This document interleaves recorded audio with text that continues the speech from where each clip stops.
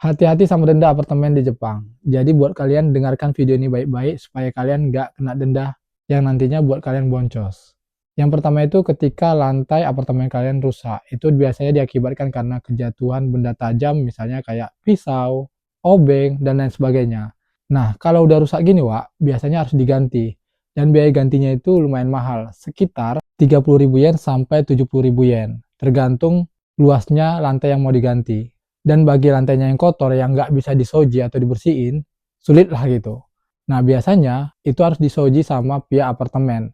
Dan biayanya itu sekitar 15.000 yen sampai bahkan 50.000 yen. Tergantung luasnya yang mau dibersihin, Wak. Makanya kalau bisa, setiap hari kalian harus soji dengan baik. Supaya nantinya lantainya nggak terlalu kotor. Yang kedua itu ketika dinding apartemen kalian, wallpapernya rusak ataupun kotor. Yang sering ngerokok di dalam apartemen. Nah, bagi yang belum tahu, di apartemen Jepang itu nggak boleh ngerokok sembarangan atau ngerokok di dalam apartemen. Tapi banyak yang melakukan hal ini. Dan bahkan orang yang udah tahu juga, misalnya kayak orang Indonesia nih, atau orang asing lainnya, yang mikirnya kayak gini, aturan itu dibuat untuk dilanggar. Makanya kebanyakan orang ngerokok di dalam apartemen. Yang mana ini bisa mengakibatkan dinding apartemen kalian kotor ataupun jadi menguning. Rata-rata dinding apartemen di Jepang itu umumnya warna putih, kayak yang di belakangku ini. Nah, salah satu yang bikin rusak juga dinding apartemen itu adalah dengan menempel poster ataupun gambar di dinding, kayak di belakang ini, Wak. Nah, biasanya kan kita pakai paku nih. Jadi ini mengakibatkan dinding apartemen itu bolong-bolong. Bagi orang yang tahu, biasanya itu beli cat yang fungsinya untuk menutupi lubang tersebut. Ada biasa dijual di Daiso ataupun toko 100 yen. Jadi tinggal lubangnya itu ditempel aja sama cat tersebut.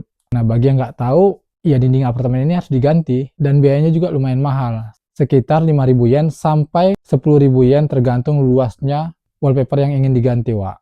Yang ketiga itu ketika kalian mau pindah ke apartemen baru. Misalnya apartemen lama kalian udah nggak sesuai dengan harapan atau udah bosan lah gitu, atau pindah kerjaan. Nah, 1 bulan sebelum kalian pindah, usahakan udah ngelapor ke pihak apartemen. Jangan pindah secara tiba-tiba, yang mana ini bisa mengakibatkan kalian kena denda sebesar 1 bulan biaya apartemen tersebut. Walaupun kalian nggak tinggal di apartemen itu lagi, tapi kalian harus bayar sebesar itu. Oh ya, Wak geng, buat kalian yang pengen tanya-tanya, silahkan DM aja ke Instagram @aris9262_. Jangan pernah DM ke TikTok, karena itu sama aja pekerjaan yang sia-sia.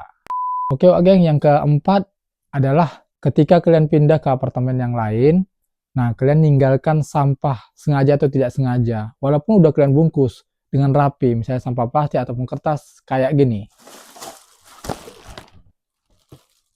Itu termasuk kena pelanggaran yang mana ini bisa mengakibatkan kalian kena denda. Dendanya itu sekitar 2.000 yen sampai 10.000 yen, tergantung banyaknya sampah yang kalian tinggalkan. Dan bahkan jika kalian meninggalkan barang-barang yang masih layak pakai, misalnya kayak sofa, meja, kursi, dan lain sebagainya, walaupun itu masih layak pakai, tapi yang namanya benda yang ditinggalkan di apartemen lama oleh pemiliknya, itu termasuk sampah, Wak. Dan biaya dendanya itu lumayan mahal, sekitar 20.000 yen sampai 50.000 yen tergantung banyaknya benda dan besarnya atau dimensi benda tersebut.